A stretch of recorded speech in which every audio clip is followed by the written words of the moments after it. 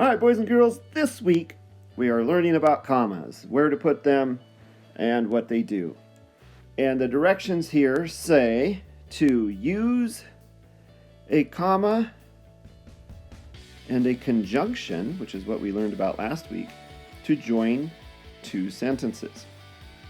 For example, there was a crumb on the table, comma, conjunction, and the ant crawled toward it.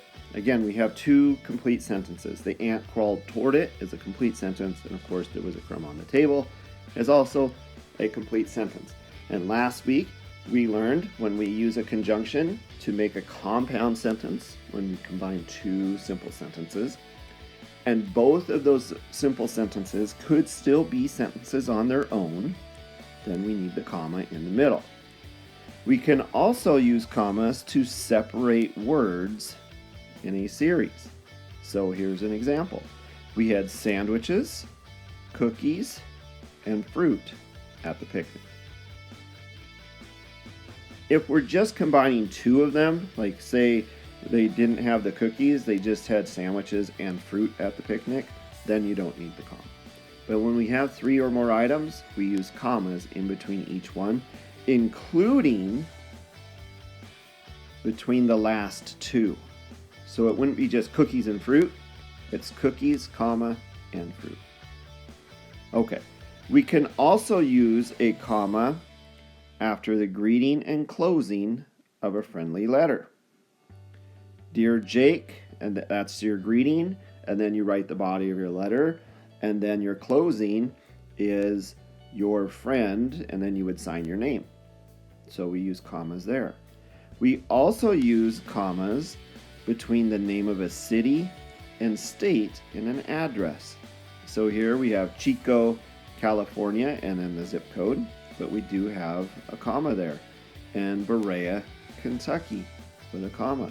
Same thing when we write, let's go with Missoula,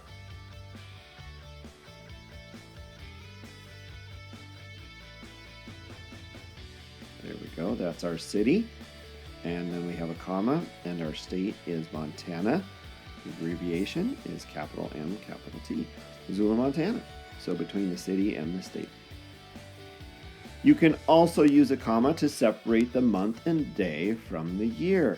July 21st, 2006, or today's date, which is May 12th. The year is 2020. Okay, so there's my comma. All right. Directions. Write C if commas are used correctly in the sentence. Write NC if commas are not used correctly. So, this is a good time for you to pause the video, come up with your own answers, and then resume the video and see how you did. Right? Okay, let's go through the first one.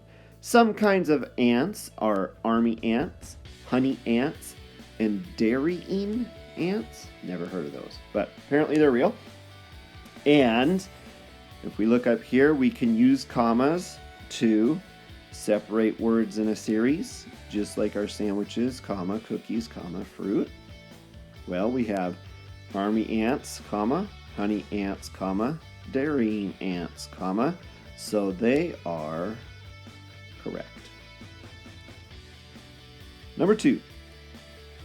Army ants travel in lines and they hunt other insects. Well, this is a lot like what we learned last week, and this very first one up here, when we have a conjunction, which we do in sentence 2, right here. And then we have two sentences, like there was a crumb on the table, the ant crawled toward it.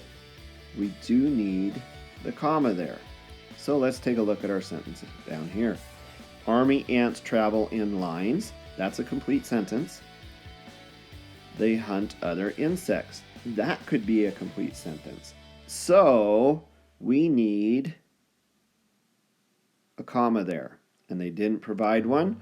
So that is not correct. All right. Dear Amy. That sounds like the beginning of a letter. So if we go up here and we look at, there it is, this section right here, friendly letter section. Dear Jake, beginning of a friendly letter, has the comma. Dear Amy is the beginning of a friendly letter. It needs a comma. So that one was not correct. Okay, and we're going to stop there today. Question or direct part, sorry about that. There we go. Problems 4 and 5. We will look at them tomorrow. That's all I've got for you today, boys and girls. Commas. Make sure you know these. I made a mess of everything, but it looks like there are 1, 2, 3, 4, 5 different things that we're looking at to use commas. Make sure you review them. Make sure you learn them. Make sure you know them. So when you take your post test coming up later this week, you'll do all right. All right, that's all I've got for you today, boys and girls. As always, this is Mr. P, and I am out.